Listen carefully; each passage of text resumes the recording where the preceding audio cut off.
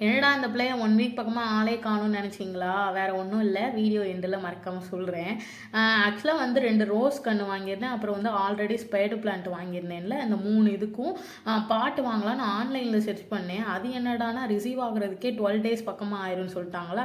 வேறு வழியே இல்லை, பக்கத்தில் வாங்கிக்கலான்னு சொல்லிட்டு அதை வாங்குறதுக்கே 2 டேஸ் ஆகிடுச்சு. பக்கத்தில் தான் இருக்குது, நமக்கு என்னன்னு தெரில, நேரமே செட் ஆக மாட்டேங்க அப்படின்னு சொல்லிட்டு ஒரு வழியாக வாங்கியாச்சு.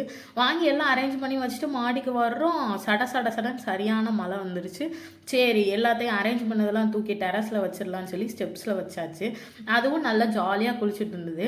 எதனால் நான் வந்து 1 வீக் பக்கமாக வீடியோ போடலன்னா, மார்னிங்லாம் நல்லா தாங்க இருக்கேன். ஈவினிங் ஒரு 6-7 மணிக்கு மேலே என்ன தெரியுதுனே தெரில, திடீர்னு வந்துட்டு காய்ச்சல் அதிகமாக வருது. நான் நல்லா தான் இருக்கேன், பேசுகிறேன், வைக்கிறேன்.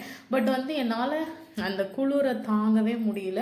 உடம்புலாம் அப்படியே கொதிக்குது. என்ன பண்ணுறதுன்னு தெரியல. இதுக்கு நானும் டேப்லெட் போட்டேன், சரியாகவும் ஆகலையா. எப்படியோ ஒரு வழியாக சரி இன்னைக்கு நம்ம போட்டுடலாம் வீடியோ அப்படின்னு சொல்லிட்டு ஒரு வழியாக போட்டாச்சு. இவ்வளோ கஷ்டப்பட்டு போட்டதுக்காக எனக்கு மறக்காமல் ஒரு சப்ஸ்கிரைப் கொடுத்துருங்க. அப்புறம் பெல் ஐக்கானை மறக்காமல் கிளிக் பண்ணிக்கோங்க. டாடா, பாய்.